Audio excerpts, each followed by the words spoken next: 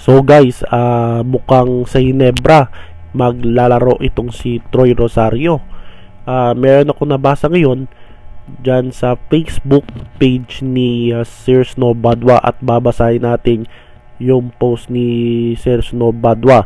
Ang sabi niya dito sa post, "It's confirmed after receiving an info from a very handsome follower, I was able to double check and counter check the fact Troy Rosario already signed with Ginebra since game 2 of the finals." So kung totoo ito na si Troy Rosario ay pumirma na sa Barangay Ginebra, no? Sa kasagsagan pa lang ng PBA Governors Cup final sa pagitan ng Barangay Ginebra laban sa TNT. Usap-usapan kasi ito si Troy Rosario, guys, no? Usap-usapan ito nung mga nakarang araw after ma-release siya ng Blackwater. Ay usap-usapan kung saan siyang team, ano kaya ang susunod na team na mapupuntahan ito ni Troy Rosario. Ang alam natin ay merong tatlong koponan na lang naglaban-laban dito para makuha itong si Troy Rosario, kabilang yung dalawang higante teams ng SMC. Ito yung SMB at Ginebra. Tapos Converge interesado din dito kay Troy.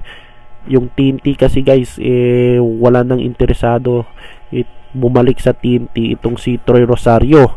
At wala din interesado si Troy Rosario maglaro sa overseas. Kaya tatlong teams lang naman ang pupuntahan ni Troy Rosario. At saka yung Magnolia wala rin interesado, no? Kaya tatlong teams na lang, yung Ginebra, SMB at Converge. So ang pinili ni Troy Rosario ay mukhang Ginebra, kasi mas gusto ni Troy Rosario maglaro sa Ginebra kasi paborito niyang team yan. Yung kabataan pa niya, no?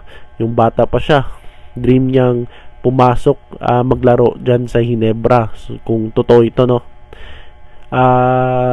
Ayon dito ay meron siyang 700,000 per month yung sweldo ni Troy Rosario dyan sa Ginebra.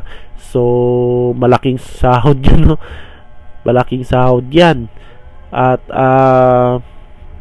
so abangan natin. Wala pang yung Spin PH pa lang yung nagbabalita dito kay Troy Rosario. Ewan ko rin sa page ng Barangay Ginebra, wala pang confirmation kasi, guys, kaya yung Spin PH lang yung nagbabalita about dito kay Troy Rosario na pumunta na daw sa Ginebra.